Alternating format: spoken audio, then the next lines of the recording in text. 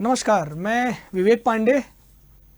उत्कर्ष UGC net JRF में आपका स्वागत एवं अभिनंदन है। आप सभी में से ज़्यादातर विद्यार्थी इस समय यूजीसी नेट की परीक्षा देने जा रहे हैं और ज़्यादातर विद्यार्थी ऐसे भी होंगे जो मेरे व्यूवर्स होंगे वो नेट क्वालिफाई कर चुके होंगे, कुछ पीएचडी में इनरोल कर चुके होंगे। ये खबर अब आपसे अछूती नहीं है कि असिस्टेंट प्रोफेसर बनने के लिए पीएचडी की अनिवार्यता लगभग समाप्त हो चुकी है। बीते लंबे समय से इस पर लंबी बातचीत हो चुकी है, इस पर आपने हजारों वीडियो देख लिए होंगे और मेरे द्वारा भी ये जानकारी आपको दी जा चुकी है। मैं अब आपसे एकदम स्पष्ट बात करना चाहता हूं। पीछे पेपर की एक कटिंग भी है जो आपको दिखाना चाहता हूं, जिसमें कुछ मोटी जानकारी आपको मिलेगी। इसे मैं पढ़कर आपको समझा देना चाहता हूं। ये देखिए, साफ लिखा हुआ है राजकीय डिग्री कॉलेज में 562 असिस्टेंट प्रोफेसर की भर्ती होगी। आप में से जो लोग नहीं जानते कि असिस्टेंट प्रोफेसर बनने की मिनिमम एलिजिबिलिटी क्या होती है, अगर आप परास्नातक हैं तो ये वीडियो देख लीजिए, आपके लिए मैं पूरी जानकारी दे दूंगा। उत्तर प्रदेश में 171 महाविद्यालय हैं, राजकीय महाविद्यालय, जिनमें असिस्टेंट प्रोफेसर यानी प्रवक्ता के 562 पदों पर भर्ती होनी है।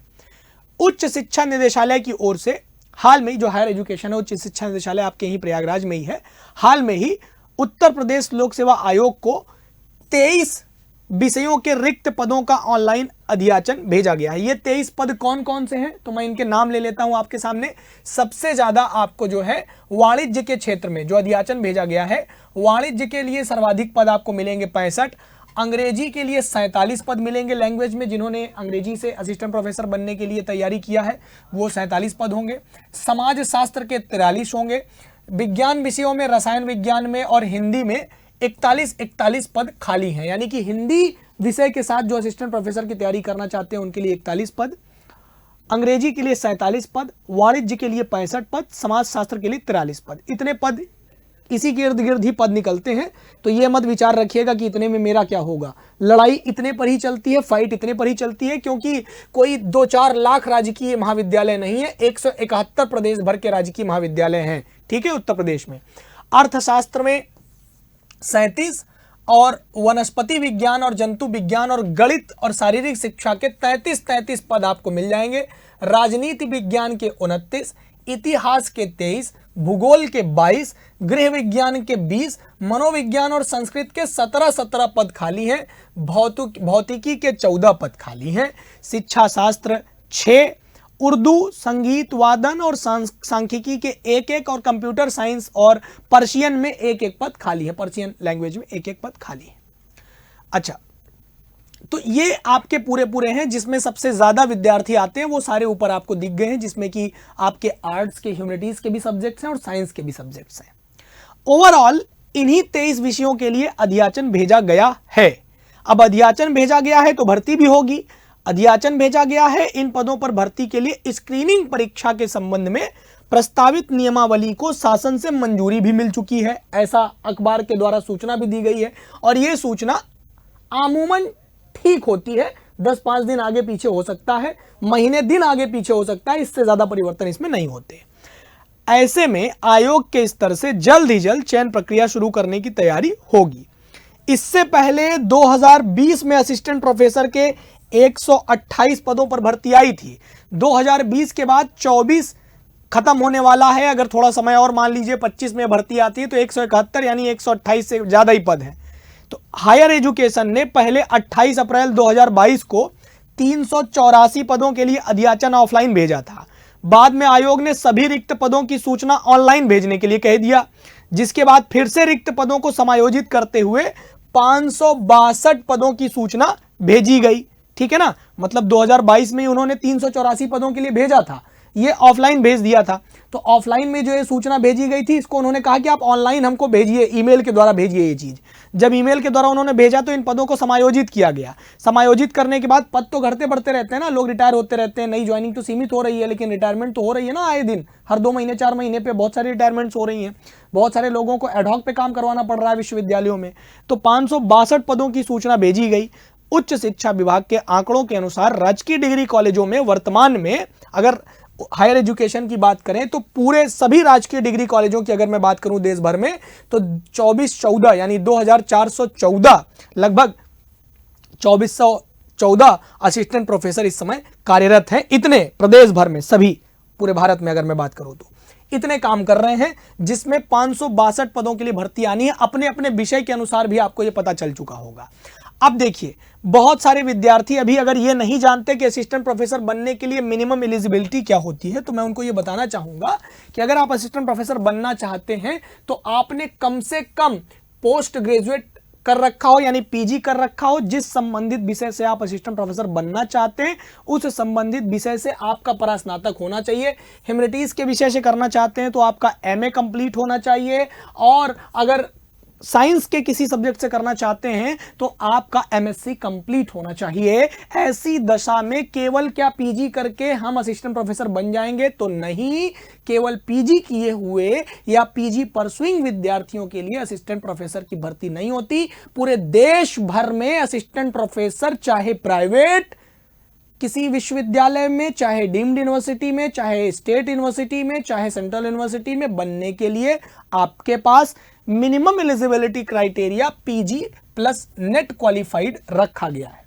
नेट या जेआरएफ आपके पास होना चाहिए। अगर आप जेआरएफ नहीं है तो कोई बात नहीं है। जेआरएफ होने से केवल आपकी रिसर्च फेलोशिप में आपको जो फेलोशिप होती है वो ज्यादा मिलती है। नेट में फेलोशिप या तो नहीं मिलती या तो इतनी कम मिलती है कि उसके लिए आपकी उपयोगिता बहुत कम हो जाती है। आपके रिसर्च की वैल्यूज का ये मान के चलिए कि रिसर्च करने के लिए जो आपको जरूरी इकोनॉमिकल फाइनेंस स्टेटस जो आपको चाहिए होता है वो नहीं प्राप्त हो पाता, बस ये मान के चलिए। बाकी जो एलिजिबिलिटी क्राइटेरिया है वो बिल्कुल सेम होती है।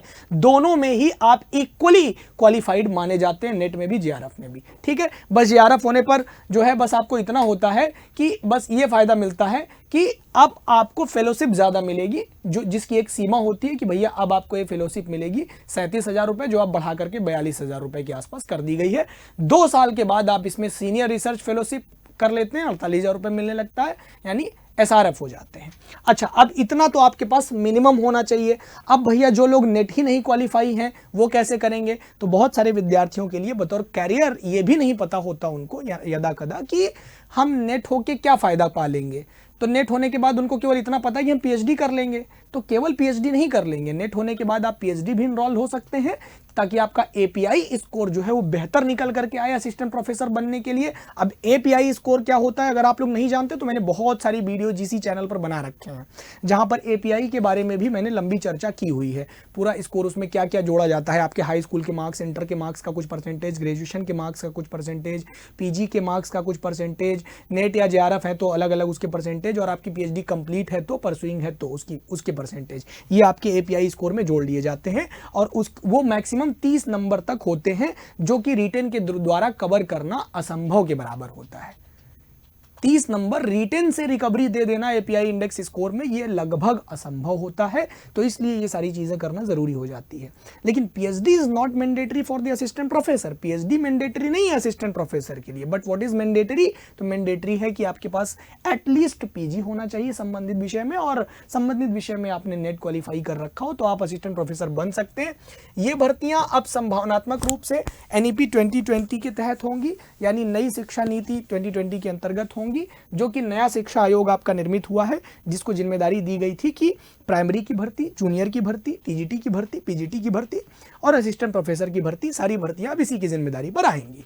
तो अब देखिए, यही उम्मीद करते हैं कि यही होने की संभावना भी बनती है। अगर आप चैनल पर नए हैं तो चैनल को सब्सक्राइब कर लीजिएगा, बेल आइकन पर प्रेस कर लीजिएगा। ऐसे ही ढेरों जानकारी हम आपको देते रहते हैं। और एक बात आपको मैं बताना भूल गया था कि अगर आप नेट क्वालिफाई हैं तो अभी बिहार में असिस्टेंट प्रोफेसर की लगभग 4,000 साढ़े 4,000 भर्ती आने की उम्मीद की जा रही है, और ये 100% उम्मीद है कि ये होगा, ये होने की संभावना है, क्योंकि उनका भी अध्याचन क्लियर है। वहां भी बहुत सारे पद रिक्त हैं, और वो इससे भी जल्दी होने की संभावना है। मतलब इसी के इर्द गिर्द मान के चलिए, अब इससे जल्दी क्या, जनवरी फरवरी तक ये भी संभावना है कि फॉर्म आ जाएंगे, और इसके लिए आप लगे रहिए, और जनवरी फरवरी तक उसकी भी संभावना है कि आ जाएंगी। तो उसके लिए भी आप तैयारी कर रहे हो तो जुट जाइए अभी से अपने विषय पर पकड़ बनाते रहिए। और जो विद्यार्थी अभी नेट नहीं क्वालिफाई हैं और नेट को हल्के में लेते हैं, तो मैं आपको बताना चाहूंगा कि नेट के सिलेबस के जैसा ही असिस्टेंट प्रोफेसर का सिलेबस होता है।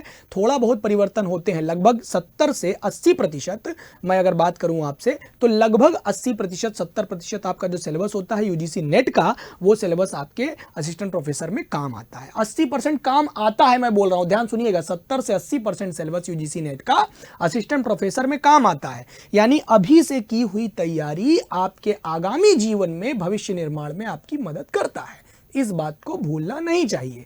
यानी अभी से मेहनत करिए। हमने अपने ग्रेजुएशन और परास्नातक यानी पीजी के दौरान अपने सिलेबस पर अच्छी पकड़ नहीं रखी, इसलिए आज हम नेट होने के लिए परेशान हैं। आज हमारा एक अटेम्प्ट में नेट नहीं हो पाता है। अगर हमने अपने ग्रेजुएशन और पीजी के दौरान अपने सिलेबसेस पर अच्छी पकड़ रखी होती, अपने पाठ्यक्रम पर तगड़ा प्रभाव रखा होता, अच्छी जानकारी रखी होती, तो आज हमको नेट के लिए परेशान नहीं होना पड़ता। जिन विद्यार्थियों की इन पर पकड़ नहीं होती, उन्हें मेंटोरशिप की जरूरत पड़ती है, उन्हें शिक्षकों की जरूरत पड़ती है, उन्हें एक प्रॉपर बैच की जरूरत पड़ती है, एक प्रॉपर गाइडेंस की जरूरत पड़ती है। और जिन विद्यार्थियों ने ये चीज़ें ऑप्ट की होती हैं, संभावनात्मक रूप में ये देखा गया है कि वो लगातार 6 महीने 8 महीने साल भर हमारे साथ लग करके अच्छी पोजीशन पर पहुंच जाते हैं, क्योंकि पिछले 5 साल का जो आपने छोड़ा है वो आपको यहाँ पर 5 महीने 4 महीने में पढ़ना होता है। तो यहाँ मेहनत की दरकार होती है, 5-6 घंटे लगातार मेहनत की जरूरत पड़ती है। अगर आप अभी भी नेट नहीं है तो नेट के लिए पहला प्रयास आपका होना चाहिए, और इसके लिए हम आपके साथ हैं, हमारे साथ लगे रहिए। कमेंट बॉक्स में कमेंट करके बताइएगा आप में से कितने विद्यार्थी नेट क्वालिफाइड हैं और असिस्टेंट प्रोफेसर के लिए जाना चाहते हैं, और आपका विषय क्या है। कितने विद्यार्थी ऐसे हैं जो हमारे साथ साल 2025 का नेट क्वालिफाई करना चाहते हैं और आपका विषय क्या है, कॉमेंट करके बताइएगा। लाइक करिएगा वीडियो को, अपने स्टेटस में लगाइएगा व्हाट्सएप पर, अपने बाकी साथियों को भी जानकारी दीजिएगा। मैं आपका हिंदी विषय का मेंटोर विवेक पांडे। जय हिंद, जय हिंदी, नमस्कार।